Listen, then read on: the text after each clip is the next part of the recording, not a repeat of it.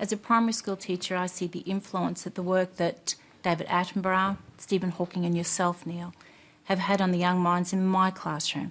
You have brought the extraordinary of the world and the universe to a level of understanding that 11 and 12-year-olds relish. But it also demands of them to ask the two most important questions, why and why not. In their minds, they're going to take the first steps on Mars and they're going to colonise the moon. Where do you think we will be in the next 100 years? Neil. Wow, great final question, that is. I would say we should not confuse science literacy with knowledge of science as distinct from passion for science. You can be passionate about science and not really know much about it.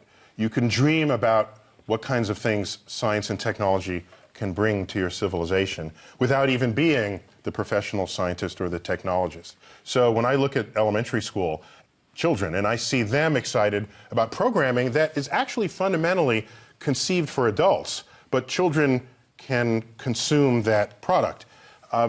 I see their eyes open and I see them dream in the way that I know I dreamed when I was a child, where anything was possible, and the problems that society faced did not really have political solutions, they had scientific solutions and technological solutions. And in this, the 21st century, without creative investments in science and technology, we're not going to have a 21st century, and that next generation are the ones that are going to lead it.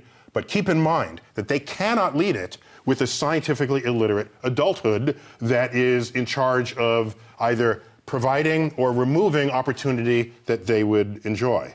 So that's why I will never only focus on children, because it's the adults who are in charge and wield resources. And so both of those pieces of that puzzle have to be in place, without which there is no future for this civilization. And in 100 years?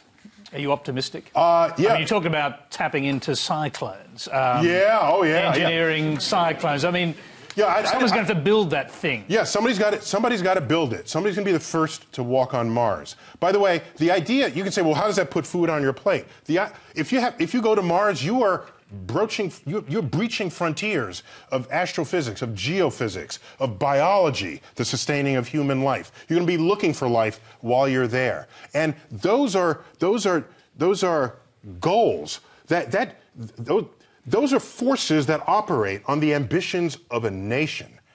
You can turn a sleepy country into an innovation nation when you realize that a nation or the world are engaged in these frontier activities. And you come up in the school system, you see those headlines drawn weekly about what new thing got discovered for the astronauts who are on some other location, and you say, I want to be a part of that great adventure. And then you don't need special programs to get people interested in science, because the very news headlines are the ones doing that for you. So in 100 years, like I said, all wars over limited resources are over, because we have access to the unlimited resources of our backyard, and that new backyard is our solar system.